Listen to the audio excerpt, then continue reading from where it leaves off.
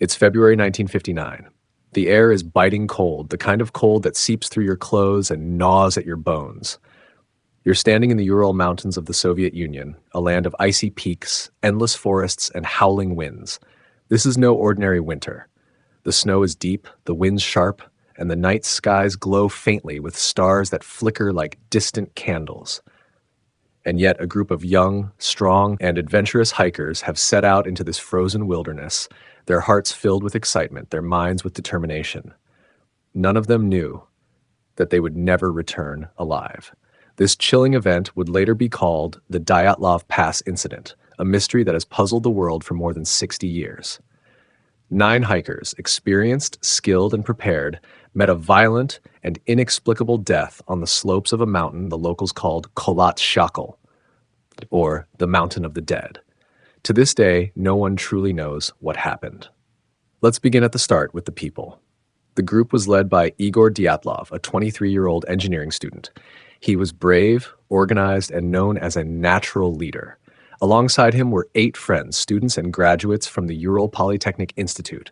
Their names were Lyudmila Dubinina, 20 years old, fearless with a strong will; Zinaida Kolmogorova, 22, cheerful, full of energy; Rustam Slobodin, 23, athletic and determined; Alexander Kolovatov, 24, thoughtful and quiet; Yuri Doroshenko, 21, strong and tough, a man who could handle the cold; Nikolai Thibault-Brignol, 23, friendly with a French-sounding name because of his family roots; Semyon Zolotaryov, 38, older than the rest, a mysterious veteran who joined the group at the last minute; Yuri Yudin, 21, the only one who would turn back early and live; and of course, their leader, Igor Dyatlov.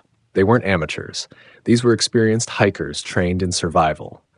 Their goal was to reach the far-off mountain of Otorten, a journey that required crossing treacherous snowfields and climbing frozen slopes.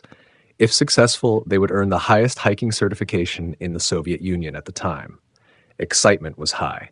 They carried cameras, diaries, and even a mandolin to play music at night by the campfire. Laughter filled their journey in the early days. They took pictures of themselves skiing, smiling, and marching bravely into the white wilderness. But what started as an adventure quickly became something darker. On January 25th, 1959, the hikers boarded a train, then a truck, and finally a sled that carried them deep into the mountains. They set off on skis, cutting through thick snow, leaving behind civilization. By January 31st, they reached the edge of the forest and began their ascent toward the mountains. The weather was worsening. Strong winds, low visibility, and extreme cold. On February 1st, they began climbing toward Otorten, but got lost in a snowstorm. Instead of turning back, they pitched their tent on the slope of Kholat Syakhl, the Mountain of the Dead. It was a strange decision. Why not go back into the forest where there was shelter and firewood? Some suggest Dyatlov chose to camp there to practice camping in harsh conditions to prove their strength. Others say they simply didn't want to lose the progress they had made. That night, they set up their tent on the exposed mountainside. It was the last time they were ever seen alive. When the hikers failed to send word back on time, worry spread. Families grew restless. The university organized a search party. By February 26th, rescuers discovered the tent. And what they found would shock them forever. The tent wasn't neatly closed. It was ripped open from the inside, as if the hikers had slashed their way out in panic. Inside lay their boots, jackets, and warm clothing. Everything they needed to survive was left behind. It looked like they had run into the freezing night half-dressed, some even barefoot. Following the footprints in the snow, searchers found the first bodies about 1.5 kilometers away, near the edge of a forest. The first 2 bodies discovered were Yuri Doroshenko and Yuri Krivonishenko. They lay near the remains of a small fire under a tall cedar tree. Both were dressed in only underwear, with burns on their bodies, as if they had tried desperately to keep warm by the fire. Their hands were bloody, with skin and bark from the tree beneath their fingernails. It looked like they had tried to climb the cedar tree, perhaps to escape something, or to look out for danger. Soon after, searchers found Igor Dyatlov, the leader. He was lying face up in the snow, his fists clenched, facing the tent as though he had tried to crawl back. Not far away, they found Zinaida Kolmogorova, her body stiff, frozen mid-stride, as though she had been running. Then came Rustem Slobodin, his skull fractured. At first, investigators thought he might have simply fallen, but later evidence suggested the blow was far too severe for an accidental stumble. Weeks later, deeper into a ravine, 4 more bodies were discovered. This time, the mystery deepened even further. The final 4, Ludmila, Alexander, Semyon, and Nikolai, were found in a ravine buried under snow, and their injuries were beyond belief. Ludmila Dubinina was missing her tongue, eyes, and part of her lips. Nikolai had a crushed skull. Alexander had severe chest injuries. Semyon Zolotaryov, the older man, had broken ribs and empty eye sockets. Doctors said their injuries were like those from a car crash, with immense pressure crushing their bones. Yet, there were no signs of external wounds, no cuts, no bruises from weapons, only internal devastation. And so the question rose, what could have caused such destruction? From the very beginning, the Dyatlov Pass incident was surrounded by confusion, secrecy, and fear. The Soviet authorities conducted an investigation but quickly closed the case, stating only that the hikers died from a compelling natural force. But what does that even mean? What kind of natural force could rip open a tent, drive 9 experienced hikers into the freezing night half-dressed, and leave some of them with broken bones like they'd been crushed by something unseen? Over the years, theories have piled up like snow on the Ural Mountains. Some say it was an avalanche.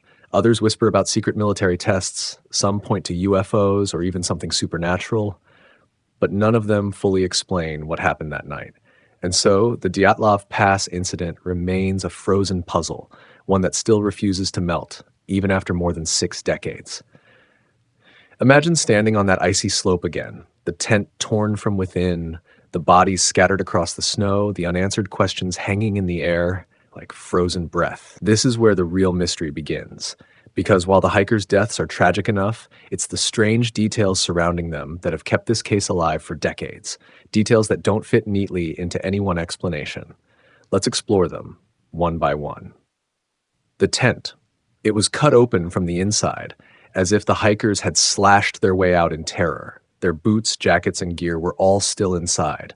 Why would experienced hikers run into a blizzard half-dressed? The clothing, some bodies were nearly naked, but others wore clothing taken from their dead companions.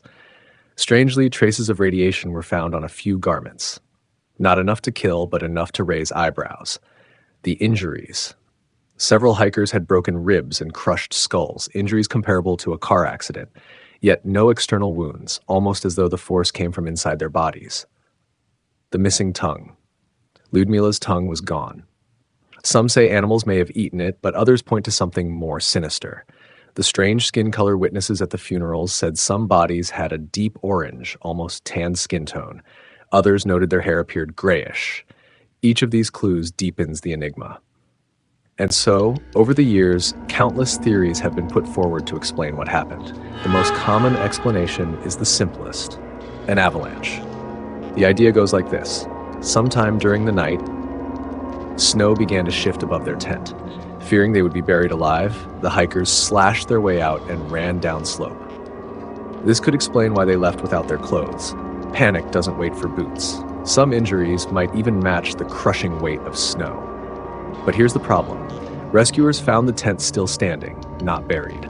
The slope was too shallow for a major avalanche. The hikers' footprints were still visible. Something impossible if tons of snow had thundered down. In short, the avalanche theory doesn't quite fit. Another idea is katabatic winds, sudden violent blasts of icy wind that roar down mountainsides. These winds can reach hurricane strength, disorienting and terrifying anyone caught in them. Could the hikers have fled the tent to escape suffocation or collapse? Possibly. But again, their injuries go beyond what wind alone could cause. The Ural Mountains weren't far from secret Soviet testing grounds. Some suggest the hikers stumbled into a weapons test, maybe parachute mines or rockets falling from the sky. This theory explains the strange injuries, the kind of blunt trauma and internal damage that explosions could cause without leaving external wounds. It could also explain the radiation on their clothes, and why the Soviet authorities closed the case so quickly with a vague answer. But if this were true, why were no craters or blast marks ever found? Why were there no reports of explosions unless, of course, everything was covered up? A more unusual theory involves infrasound, low-frequency sound waves caused by wind passing over the mountain. These waves, though inaudible, can cause panic, dizziness, and feelings of dread. Could infrasound have driven the hikers into a frenzy, slashing their tent and fleeing in terror? It's possible, but it doesn't explain the crushing injuries or radiation. Some of the hikers were found in little clothing despite the freezing temperatures.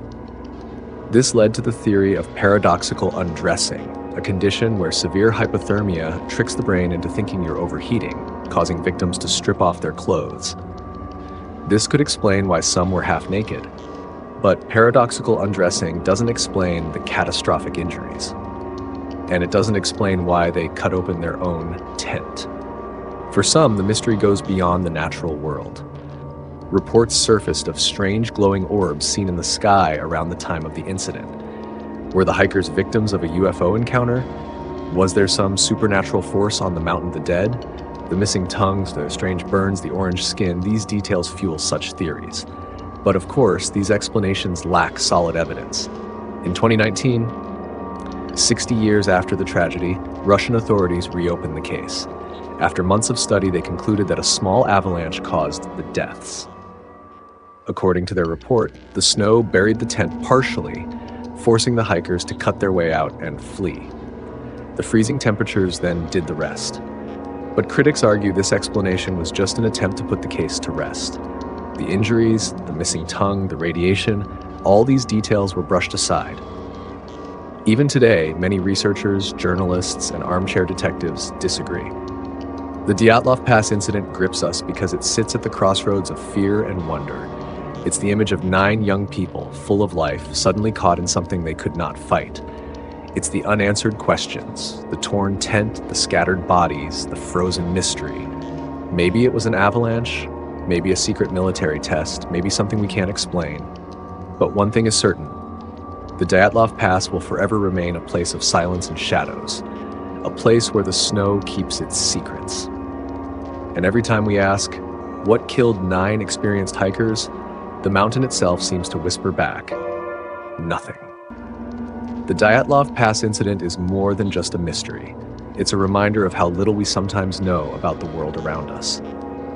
If you enjoyed this journey into one of history's strangest cases, don't forget to subscribe to Shadows Untouched, where we dive deep into mysteries, legends, and forgotten stories, because the past is full of shadows and together we shine a light.